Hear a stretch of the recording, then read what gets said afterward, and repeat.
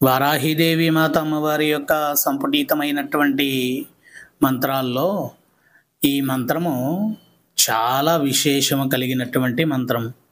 అమ్మా అని ఒక్కసారి పిలిచి ఈ మంత్రాన్ని జపం చేయడం ప్రారంభిస్తే ఉపయోగపడేది ఎవరికో తెలుసా మీకు? ఈ మంత్రము రియల్ ఎస్టేట్ చేసేటటువంటి వ్యక్తులకు, రియల్ ఎస్టేట్ అనేటటువంటి విధానములో వ్యాపారములో దిగి రియల్ ఎస్టేట్ వ్యాపారంలో ఉన్నతమైనటువంటి స్థితి లేక ఎదుగుతూ తగ్గుతూ అల్లాడేటటువంటి వారు మనస్సు నిండా తల్లి యొక్క రూపాన్ని పెట్టుకొని అమ్మా అని చెప్పి పిలిచి ఒక్కసారి గణపతి యొక్క ప్రతిమని పెట్టుకొని గణపతి యొక్క చిత్రపటాన్ని పెట్టి గణపతితో సంపుటీతమైనటువంటి వారాహి మంత్రాన్ని దీక్షగా 41 రోజు ప్రతిరోజు ఎర్రటి వస్త్రాన్ని ధరించి రుద్రాక్షమాలతో జపం చేసి ప్రతినిత్యము 278 సార్లు జపాన్ని చేసి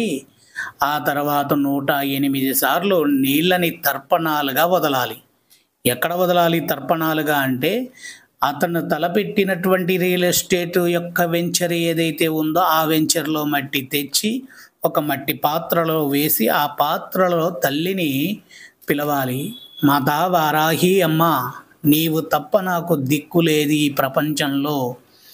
నేను గణపతిని అనుసంధానము చేసి నా విఘ్నాలన్నీ తొలగిపోవాలి, నాకు కార్యజయము కావాలి, భూ వ్యాపారంలో విజయాన్ని పొందాలి తల్లి, నీవు నాకు గణపతితో కలిసి రక్షణ కల్పించు అని చెప్పి ఆ మట్టి మీద 41 రోజు తర్పణాలు వదిలి ఆ మట్టితో హోమాన్ని చేసి హోమం చేసినటువంటి భస్మాన్ని తీసుకొని వెళ్ళి వాళ్ళ వెంచర్లో చల్లితే అసలు ఎంత విశేషమైనటువంటి వ్యాపార లాభం ఉంటుందో తెలుసా మీకు?